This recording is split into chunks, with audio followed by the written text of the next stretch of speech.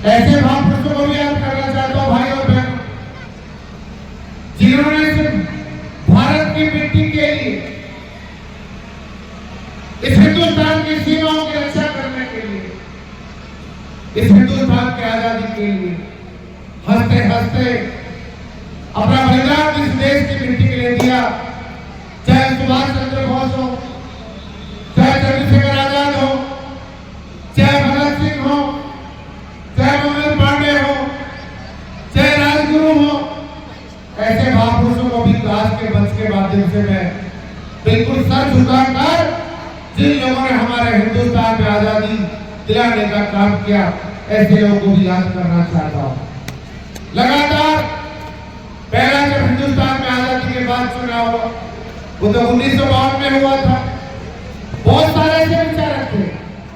मैं तो आज इस मंच में एक बात जरूर कहना चाहता हूँ कि जिन लोगों ने हिंदुस्तान का संविधान करने का तैयार करने का काम किया, और जब पहला लोकसभा का चुनाव 1952 में, आपको ध्यान में दिला दूं, मैं जिनको मैंने मंच के माध्यम से याद किया है, बाबा साहेब अम्बेडकर जी को, एक विचारक हिंदुस्तान में और जन्मे थे, जो पूरे देश के सबसे कम उम्र के वाइस चांसलर बने और सबसे एक विचारक के रूप में जिन्होंने एक अपना संकल्प लिया था कि मैं जब तक जीवन मेरा रहेगा इस हिंदुस्तान की मिट्टी के लिए, इस हिंदुस्तान के विकास के लिए और हिंदुस्तान के विचार के लिए काम करूंगा। उनका नाम डॉक्टर श्यामा प्रसाद मुखर्जी था। ये दो लोग पहली राष्ट्रीय सरकार में मंत्री बन गए थे।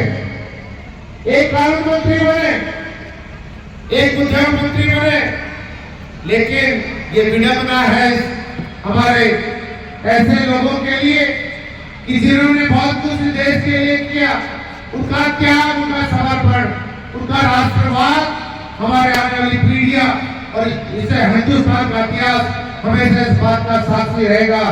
लेकिन राष्ट्रीय सरकार में मंत्री बनने के बाद भी इन दोनों लोगों को पद त्याग कर जाना पड़ा और कहा कि हम विचार के लिए काम करते हैं, हम हिंदुस्तान के विकास के लिए काम करते हैं, हम हिंदुस्तान के राष्ट्र प्रेम के लिए काम करते हैं।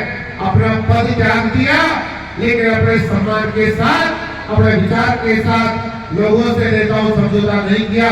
ऐसे लोगों को मैं प्रणाम करना चाहता हूं। लगातार ऐसे कोई विपदाएं हमारे हिंदुस्तान में आई। 1952 का चुनाव हो गया था, 57 का चुनाव हो गया, 62 का चुनाव हो गया, 67 का चुनाव हो गया, 72 का चुनाव हो गया, 75 में हिंदुस्तान में इमरजेंसी लग गई। मैं हिंदुस्तान के इतिहास को जब पढ़ता हूँ, हमारे महापुरुषों के जीवन को जब पढ़ता हूँ, तो मुझे कई बार लगता है मैं आज मेरे इस कार्यक्रम में दो ऐसे मित्र विराजमान हैं जो आंध्र प्रदेश के रहने वाले हैं। इनके साथ मुझे 1.5 महीने का तक मुझे वहां काम करने का अवसर मिला। लोकसभा चुनाव में मेरे बाहर एक हमारा आंध्र प्रदेश में बड़ा स्थान है, बहुत बड़ा जो है हमारा डिस्ट्रिक्ट है, उसका नाम विजयवाड़ा है। और विजयवाड़ा से भी लगभग 175 किलोमीटर दूर दर्शापुर में एक स्थान है, पार्लियामेंट कॉन्स्टिट्यूंसी है। तो मुझे वहां जब लगभग 45 दिन काम करने का अवसर मिला, तो ऐसे दोनों के साथ मैंने वहां काम किया।